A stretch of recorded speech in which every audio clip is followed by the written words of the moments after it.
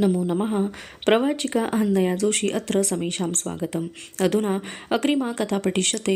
अस्तु तर्हि आरंभं कुर्मः। महाराजांना हे मधुर रहस्य सांगायचे असा प्रत्येक दिवशी सकाळी मी मनाशी निश्चय करी। प्रत्येक दिवशी रात्री ते निश्चय जिभेवर येऊन उभा राही, पण काही केल्या तो ओठांबाहेर पडत नसे। एखाद्या कवीचे मन सुंदर कल्पनेने फुलून जावे, पण ती कल्पना व्यक्त करणारे शब्द त्याला सापडू नयेत, तशी प्रत्येक रात्री माझी स्थिती होई। शेवटी एकदा धीर करून हसत हसत मी महाराजांना म्हटले, आपलं प्रेम आता फार दिवस गुप्त राहणार नाही हं? म्हणजे आपल्यावर पाळत ठेवली आहे कुणी? कुणी सांग ना। देवयानीची चोमडी दासी असेल कोणीतरी। छे, दासी बिसी कोणी नाही, पण या महालात काय आपण दोघंच आहोत? मला हृदयाशी घट्ट धरीत महाराज म्हणाले, दोघं? छे, दोघं कोण? ते कुठं आहे तिथं? ययाती आणि शर्मिष्ठा हे काय भिन्न जीव आहेत? किती किती धीर आला या शब्दांनी मला, पण आपले गुपित महाराजांना कसे सांगावे हे कोडे काही केल्या सुटेना। मी लाजत अडखळत म्हणाले, पण बरं बुवा, या महालात आपण दोघं आहोत हे मान्य आहे मला। दोघं नाही, तिघं? तिघं? हो, तिघं हेही खरंच। परमेश्वर जळी स्थळी काष्टी पाषाणी सर्वत्र असतो, तेव्हा त्याला धरून आपण तिघं? मग आपण चौघं आहो इथं। चौघं? मी मी मी लवकरच आई। ते वाक्य मी काही पूर्ण करू शकले नाही। खेळून खेळून दमलेले मूल जसे आईच्या कुशीत शिरते, तसे महाराजांच्या कुशीत मी माझे मस्तक लपविले, माझी हनुवटी वर करीत आणि माझ्याकडे टक लावून पाहत महाराज म्हणाले, किती सुंदर दिसतेस तू शमा। तुझे हे विस्कटलेले केस मुद्दाम केलेल्या केशभूषेपेक्षा यात अधिक मोहकता आहे। स्वैरतेतच सौंदर्याचा विलास प्रगट व्हावा। मला धीर हवा होता, माझ्या सौंदर्याची स्तुती नको होती। विसरलेल्या मनाने मी म्हणाले, मी काही जन्मभर अशीच सुंदर राहणार नाही। का नाही? मी लवकरच आई होईन, मग चंद्रकोर प्रचंड काळ्या ढगाआड दिसेनाशी व्हावी। तसा महाराजांचा शृंगारिक खेळकरपणा कुठल्या कुठे नाहीसा झाला। चितेची छाया त्यांच्या मुद्रेवर पसरली। त्यांनी मला पुन्हा हृदयाशी घट्ट धरले, पण त्या आलिंगनात आतुर प्रियकराची उत्सुकता नव्हती। अंधारात घाबरून आईला बिलगणाऱ्या बालकाची आर्तता होती। त्यांच्या मूकपणाचा आणि स्पर्शातून जाणवणाऱ्या कातरतेचा अर्थ मला कळेना। शेवटी त्यांच्या तुटक तुटक बोलण्यातून त्यांच्या भीतीचे कारण माझ्या लक्षात आले। त्यांच्या वडिलांचे जीवन एका ऋषीच्या शापाने दग्ध होऊन गेले होते। देवयानीला आमचे प्रेम रहस्य कळले तर ती तपश्चर्येला बसलेल्या शुक्राचार्यांच्या गुहेपुढे जाऊन आक्रोश करीत उभी राहील। तो कोपिष्ट ऋषी तपाचा भंग झाल्यामुळे चिडून बाहेर येईल। मुलीवरल्या आंधळ्या मायेमुळे ती जे जे सांगेल ते तो खरे मानील आणि शेवटी महाराजांना कसला तरी भयंकर शाप देईल। मत्सरी आणि आक्रस्ताळी देवयानी, कोपिष्ट आणि आतताई शुक्राचार्य, दोघांचीही मला पुरेपूर माहिती होती। महाराजांची भीती खोटी नव्हती। शुक्राचार्यांच्या कोपाला महाराज बळी पडले तर शर्मिष्ठेला चिरकाल शर्मेने मान खाली घालावी लागेल। पुढल्या पिढीतल्या प्रणयिनी तिला हसतील। स्वतःच्या अब्रूसाठी, स्वतःच्या सुखासाठी हिने आपल्या प्रियकराचा बळी दिला, म्हणून भावी कवी तुच्छतेने तिच्या जीवनाकडे पाहतील। खरे प्रेम निस्वार्थी असते। महाराजांवर मी प्रेम केले, ते काय केवळ सुखाच्या लालसेने? प्रेम करताना मी पार्वती मातेच्या पावलावर पाऊल टाकून जात आहे, या विचाराने माझी रुखरुख थांबली होती। आताही त्या जगन्मातेच्या मार्गानेच पुढे जायचे मी ठरवले। देवयानीला महाराजांचा कधीही संशय येणार नाही असे वागायचे। आल्या प्रसंगाला एकटीने तोंड द्यायचे।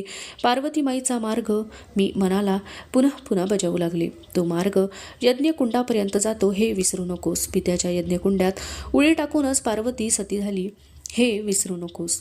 दुसऱ्या की तिसऱ्या दिवशी देवयानी परत आली। दररोज रात्री माझे विडे सुकून जाऊ लागले। देवयानीला संशय येऊ नये म्हणून महाराज आपल्या महालात रात्रभर राहत असावेत हे मला कळे, पण त्यांच्या दर्शनाला आणि स्पर्श सुखाला मुकलेले मन उगीच तळमळे। मध्येच माझा डोळा लागे, बाहेर दूर कुठेतरी कसला तरी आवाज होई। अर्धवट झोपेत मला वाटे, या दरवाजाचा आवाज असेल का? भुयारातून महाराज, हो, आता देवयानी परत आली आहे। तेव्हा त्यांचे माझ्याकडे केव्हा येणे होईल हे कसे सांगावे? ते अगदी अवेळी देखील, पण तो सारा भास ठरे। मग मन अधिकच उदास होई। पहाटेच्या गाढ झोपेत सुद्धा आपल्या मानेखाली एक प्रेमळ हात नाही ही जाणीव मला कशी होई कोणाला ठाऊक। पण बागेतल्या पाखरांच्या किलबिलेपेक्षा या जाणीवेनेच मी जागी होई आणि मग मग उशीत तोंड खुपसून मी लहान मुलीसारखी मुसमुसत बसे, आवडते खेळणे न मिळालेल्या बालिकेसारखी. रात्री मागून रात्र जाऊ लागली. सुनी दीनवाणी. डोळ्यांप्रमाणे माझे ओठही तहानलेले राहू लागले. शेवटी एके दिवशी मला राहावेना. मी उठले आणि महाराजांच्या त्या चित्राची इतकी चुंबने घेतली की सांगून सोय नाही. प्रेम वेडे असते म्हणतात ना.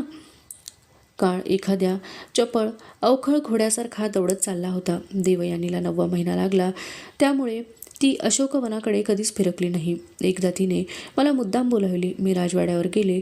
तिला माझा काही संशय आला नाही हे पाहून मला फार फार बरे वाटले आणि त्याच दिवशी माझे महाराजांच्या विरहाचे दुःख संपले. महालाच्या खिडकीत संध्याकाळी शोभा पाहत मी उभी होते. एकदम एका उंच वृक्षामागे आकाशात हसणारी चिमुकली चंद्रकोर मला दिसली. तिच्याकडे पाहता पाहता मी आकाशा एवढी मोठी झाले. आपल्यापाशी अशीच एक चिमणी चंद्रकोर, आज कुणालाही न दिसणारी गोड गोड चंद्रकोर आहे, या भावनेने माझे मन फुलून गेले. मी माझ्या पोटातल्या बाळजीवाशी बोलू लागले. महाराजांचा सहवास काय, कधी काळी रात्री मिळेल तेवढाच, पण हा बाळजीव अष्टोप्रहर माझी सोबत करीत होता. त्याचे गोड मुके गाणे दुसऱ्या कुणालाही ऐकू जात नव्हते, पण त्या मधुर संगीताच्या नादात मी माझे सर्व दुःख विसरून जाऊ लागले. महाराजांच्या विरहाचे दुःख, त्यांच्या स्पर्शाकरता आसुसलेल्या शरीराचे दुःख, उद्या माझे आणि माझ्या बाळाचे देवयानी कसे स्वागत करील या भीतीने निर्माण झालेले दुःख, या साऱ्या दुःखांची शल्ये, ज्याचा चेहरा मोहरा मला अपरिचित होता आणि ज्याचा आवाज माझ्या ओळखीचा नव्हता, अशा त्या अज्ञात बाळजीवाच्या सहवासात बोथट होऊन गेली. कच्यासारख्या तपस्व्यांना ईश्वराचा साक्षात्कार होतो तो असाच असेल का? त्याशिवाय का त्यांची मने अशी सदैव प्रशांत आणि प्रफुल्ल राहत असतील? आई होण्यात केवढा आनंद आहे. वेलीची पाने कितीही सुंदर असली तरी फुलांशिवाय तिला शोभा नाही. पर्णभार हे वेलीचे वैभव आहे, पण फूल हे तिच्या सौंदर्याचे आणि सुखाचे सार आहे. एक फूल कसले, एक निराळे जग ते निर्माण करते. या निर्मितीच्या आनंदाला उभ्या जगात दुसरी जोड नाही. संजीवनी विद्येचा शुक्राचार्यांना इतका अभिमान वाटला होता, तो काय उगीच? एकांतात त्या अज्ञात बाळजीवाशी बोलण्यात मला केवढा आनंद वाटे. मी त्याला विचारी, तू कुठं होतास रे पूर्वी? तो काहीच उत्तर देत नसे. मग मी म्हणे, आई म्हणून मी आवडेन का रे तुला? तुझी आई दासी आहे, पण आपल्या देशाकरता ती दासी झाली आहे रे. तू पराक्रमी होशील ना?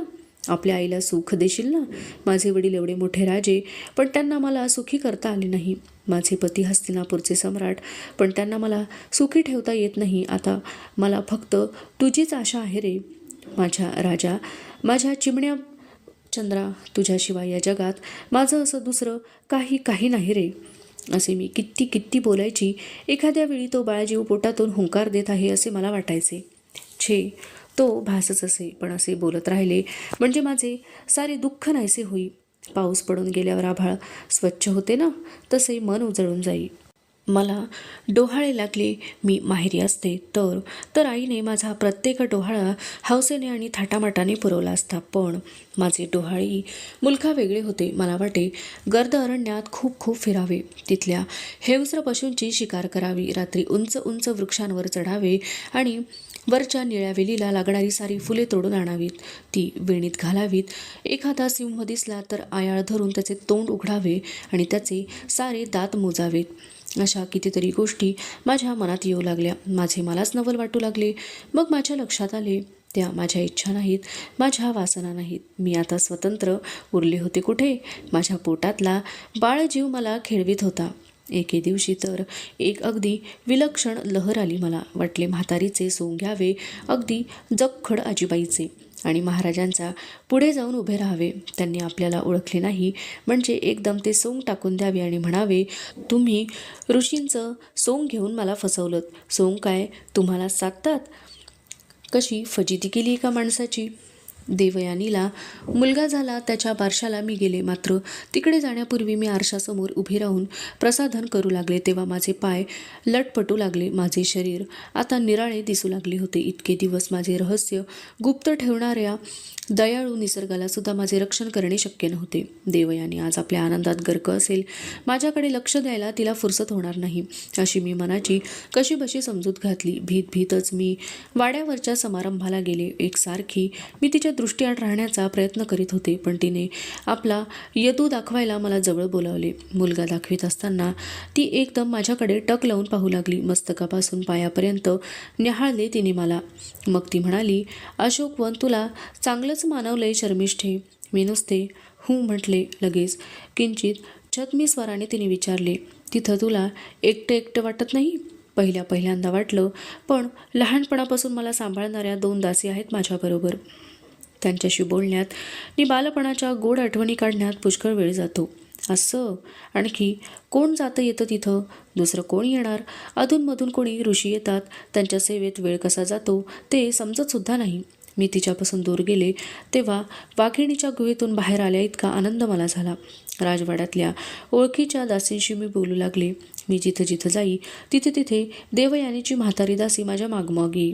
प्रथम हे माझ्या लक्षात आले नाही. मग मात्र मी घाबरले. ती म्हातारीसारखी माझ्याकडे पाहत होती. माझे चालणे, उभे राहणे, वाकणे सर्व काही ती निरखून बघत होती. बऱ्याच वेळाने ती थेरडी दूर गेली. माझा जीव भांड्यात पडला. आता वेळ न काढता देवयानीचा निरोप घेऊन अशोकवनाकडे जावे असे मी मनात ठरवले. इतक्यात तिच्याकडूनच मला बोलावणे आले. मी भीत तिच्या महालात गेले. इतर दासींना बाहेर घालवून तिने दार लावून घेतले आणि कठोर स्वराने मला प्रश्न केला, तुला दिवस गेले आहेत? मी मानेने होय म्हटले. हा व्यभिचार? मी व्यभिचारी नाही. एका थोर ऋषींच्या आशीर्वादानं? कोण ऋषी हा? त्याचं नाव, त्याचं गोत्र, त्याचं कुळ सांग ना, बोल. आता का दातखिळी बसली तुझी? कुणी केली ही कृपा तुझ्यावर? कचानं? ती सारी रात्र मी तळमळत काढली. माझे प्रेम हे पाप नव्हते, पण ते पाप असले तरी त्याचा पवित्र कचाशी काय संबंध होता? मला राहून राहून स्वतःचाच राग येत होता. देवयानी हे विष उकत असताना मी गप्प का बसले? कचाचं नाव उगीच घेऊ नकोस, त्याचा यात काही संबंध नाही असे तिला ताडकन मी उत्तर का दिले नाही? ते उत्तर मी दिले असते तर तिने खोदून मला नाही ते प्रश्न विचारले असते आणि मग कचाची मनोमन क्षमा मागण्याखेरीज मला दुसरे काय करता येणे शक्य होते? मी त्याची प्रेमळ मूर्ती डोळ्यांपुढे उभी केली. त्या मूर्तीपुढे गुडघे टेकून हात जोडून मी त्याला म्हणाले, भाऊराया, क्षमा कर. तुझ्या या दुबळ्या बहिणीला क्षमा कर. दुःखाचे 7 समुद्र ओलांडल्याशिवाय आनंदाचे कधीही न सुकणारे फूल माणसाला मिळू नये असा जीवनाचा नियम आहे काय? प्रसूतीच्या वेदनांनी मला मृत्यूच्या दारात नेऊन सोडले. जन्म आणि मृत्यू यांची ती विचित्र सांगड पाहून माझी विचारशक्तीच कुंठित झाली. महाराजांच्या बाहुपाशात जे शरीर क्षणाक्षणाला उमलत होते, फुलून जात होते, तेच आता दुःखाने पळापळाला कणत होते, विव्हळत होते.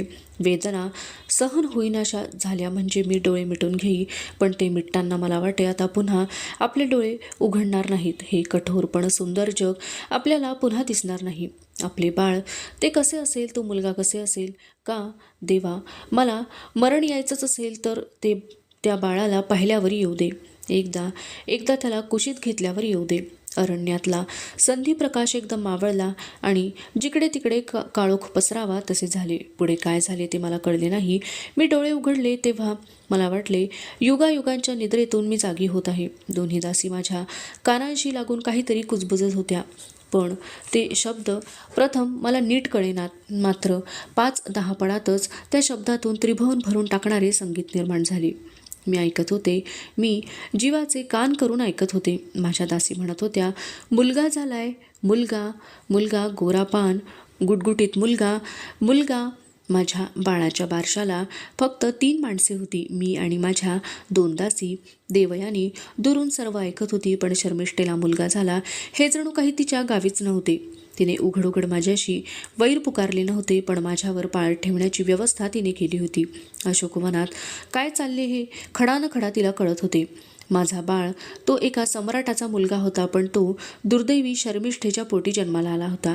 शृंगारलेल्या पाळण्यात घालून त्याचे नाव ठेवण्याचा समारंभ कोण करणार? त्याचे नाव पुरुरवा ठेवावे असे माझ्या मनात होते. महाराजांच्या पराक्रमी पणजोबांचे नाव होते ते, पण या नावामुळे देवयानीच्या मनात नको तो संशय निर्माण होईल अशी भीती मला वाटली. परंतु त्या नावाचा मोह मला पूर्णपणे सोडवेना. मी त्याचे नाव ठेवले पुरू. ते ठेवण्याचा समारंभ केला महालाबाहेरच्या बागेत. माझ्या हातांचा पाळणा, त्या पाळण्याच्या वर टांगलेल्या चंद्राचे खेळणे, भोवतालच्या वृक्षवेलींच्या माळा असे साजरे झाले ते बारसे. पुरूने माझे जीवन आनंदसागरात बुडवून टाकले. त्याचे कितीही पापे घेतले तरी माझी तृप्ती होत नसे. त्याला मूळचेच मोठे सुरेख जावळ होते. त्या जावळातून हात फिरवताना नंदनवनातल्या फुलांच्या पायघड्यांवरून मी चालत आहे असा भास मला होई. पुरूला भूक लागली. पिण्याकरता माझ्या पदराशी तो झंबू लागला. म्हणजे मला ब्रह्मानंद वाटे. दूध पिता पिता तो मध्येच थांबे. एखाद्या वेळी फू करून दुधाचे थेंब उडवून टाकी. ते थेंब त्याच्या गालांवर पडत. मग त्या गालांचे मुके घेऊन मी त्याला पुरेपुरे करून टाकी. त्याच्या गोजीरवाण्या बाळमुठीत कुबेराची संपत्ती होती. माझ्याकडे टक लावून पाहणाऱ्या त्याच्या डोळ्यात 2 चिमुकले चंद्र होते. मला पाहताच त्याच्या ओठांवर उमटणाऱ्या चिमण्या स्मितात वसंत ऋतूचे सारे वैभव हसत होते. पुरू दिवसादिवसाने मोठा होऊ लागला. तो उपडा वळू लागला, रांगू लागला, बसू लागला. काऊमाऊंशी, फुलांशी, पाखरांशी, चांदण्यांशी त्याची मैत्री जमली. तपश्चर्येला बसलेल्या शुक्राचार्यांची गुहेबाहेर येऊन दर्शन देण्याची वेळ मध्ये एकदा येऊन गेली म्हणे. पण यदू आजारी असल्यामुळे त्यावेळी देव्यानी गेली नाही. ती हस्तिनापुराबाहेर गेल्याशिवाय महाराजांचे दर्शन आपल्याला होणार नाही हे मी ओळखून होते. पण मला या विरहाचे दुःख जाणवत नव्हते. पुरूच्या बाललीलात मी माझी सर्व दुःखे विसरून गेली होती. मी फक्त वर्तमान काळात राहत होते. भूत भविष्याची मला काळजी नव्हती. सुखाचे दिवस हरणाच्या पावलांनी पळतात का? पुरूचा पहिला वाढदिवस जवळ आला. याचवेळी दर्शन देण्याकरता गुहेतून बाहेर येण्याचा शुक्राचार्यांचा दिवस पुन्हा आला. देवयानी त्यांचा नातू दाखवण्याकरता निघून गेली. त्या दिवशी माझे मन एखाद्या नववधूसारखे अधीर झाले. आज दिवस फार रेंगाळत चालला आहे असे मला वाटले. संध्याकाळी मोठ्या उत्साहाने मी केलेली केशभूषा पुरूने विस्कटून टाकली. अगदी पहिल्यांदा मी त्याच्याकडे डोळे वटारून पाहिले. तो ऐकत नाही असे पाहून मी त्याला चापट मारली. पण लगेच माझे मन मला खाऊ लागले. मी आसवांनी त्याला हाणले. अशा रडण्यात सुद्धा किती सुख असते. मध्यरात्र उलटून गेली तरी भुयारातले महालाचे दार वाजले नाही, उघडले नाही. मी निराश झाले. महाराज मला विसरून गेले असे मला वाटले. आसवांनी माझी उशी ओली चिंब झाली. मध्यरात्र उलटून 2 घटका झाल्या. ते गुप्तदार वाजले. हळूहळू सरकू लागले. माझे प्राण डोळ्यात येऊन उभे राहिले. पुढच्याच क्षणी मी ढगात वीज शिरते ना तशी महाराजांच्या बाहुपाशात मी पडले. दीर्घ वियोगानंतरचं ते मिलन, त्या मिलनात केवढा आनंद होता. आम्हाला खूप खूप बोलायचे होते. पण बोलायचा प्रयत्न केला तरी दोघांच्या तोंडून शब्द उमटत नव्हता. तरीही आम्ही खूप खूप बोलत होतो. डोळ्यांनी नाही, अश्रूंनी, स्पर्शाने. महाराज कितीतरी वेळ गाढ झोपलेल्या पुरूकडे टक लावून पाहत बसले होते. पण माझे दोन्ही हात हातात घट्ट धरून ते म्हणाले, क्षमा, मला क्षमा कर. आज तुझ्या माझ्या लाडक्या पुरूसाठी मला काही करता येत नाही. पण उद्या मी त्यांना पुढे बोलू दिले नाही. देवयानी माझ्यावर पाळत ठेवण्याची व्यवस्था करून गेली होती. तिच्या जाळ्यात सापडायचे नाही असे आम्ही ठरवले. महाराजांची भेट रोज झाली तर ती मला काय नको होती? पण तो मोह मी आवरला. 4-8 दिवसांनी मिळणाऱ्या त्यांच्या सहवासात मी समाधान मानू लागले. एके दिवशी रात्री ते आले तेव्हा पुरू जागा होता. माझ्या एका दासीने त्याला बागेतली वेलीची फुले आपल्या चिमुकल्या हातांनी तोडायचा नाद लावला होता. त्या दिवशी संध्याकाळी ती दासी त्याला बागेत खेळवीत होती. हळूहळू एक एक चांदणी आकाशात उगवू लागली. हा हा म्हणतात आकाशात लखलखू लागले. ते नक्षत्रांचे वैभव पाहून पुरू वेडावून गेला. वेलीवरची फुले तोडायची त्याला सवय होती. तशीच ही आकाशातली फुले तोडता येतील असे त्याला वाटले असावे. तो दासींना आपल्याला उंच उंच करायला खुणावून सांगू लागला. पण कुणी कितीही उंच केले तरी आकाशातली नक्षत्रे बालकाच्या हाती कशी लागणार? पुरू त्याचाच हट्ट धरून बसला रडून रडून. त्याचे डोळे मुठीसारखे सुजले. त्याला घास भरवताना चिऊ, काऊ, माऊ वगैरे त्याचे सारे मित्र बोलावले. पण तो शीताला सुद्धा शिवला नाही. मध्यरात्रीपर्यंत मी त्याला खांद्यावर घेऊन थोपटीत होते. पण तो खळीला आला होता. हट्टाने जागा राहिला होता. महाराजांनी त्याला जागा असा पाहिला तो याच वेळी. त्याला घेण्यासाठी त्यांनी आपले हात पुढे केले. पुरूने त्यांच्याकडे क्षणभर टक लावून पाहिले. माझ्या अंगावरून त्यांच्याकडे झेप घेतल्यासारखे केले. मग त्यालाच काय वाटले कोणास ठाऊक. मानेने नकार देत त्याने एकदम महाराजांकडे पाठ फिरवली. महाराज आईच्या खांद्यावरल्या त्याच्या त्या चिमण्या पाठमोऱ्या मूर्तीकडे पाहू लागले. इतक्यात पुरू आपल्या चिमुकल्या हातांनी माझे तोंड धरून ते वळवू लागला. मला काहीतरी दाखवीत होता. तो काय दाखवीत होता? हे चटकन माझ्या लक्षात आले नाही, पण ते लक्षात आले तेव्हा मात्र कोपऱ्यात मी काढलेले महाराजांचे चित्र होते. तो राहून राहून त्या चित्राकडे आणि महाराजांकडे बोट दाखवित होता. ते चित्र महाराजांचे आहे असे तो मला आपल्या मुक्या वाणीने सांगत होता. अरे लबाडा, म्हणून महाराजांनी किती वात्सल्याने त्याचे चुंबन घेतले. त्यांनी जिथे त्याचे चुंबन घेतले होते तिथेच त्याचा पापा घेताना मला कोण गुदगुल्या झाल्या. त्या एका चुंबनाने मला 2 रसांनी न्हाऊ घातले, शृंगाराने आणि वात्सल्याने. अवशिष्टा कथा अग्रिमे भागे पठिष्यते. अस्तु तर्हि पुनर्मिलामः. तावन् मङ्गलं भूयात्, शुभं भूयात्. नमो नमः. धन्यवादः.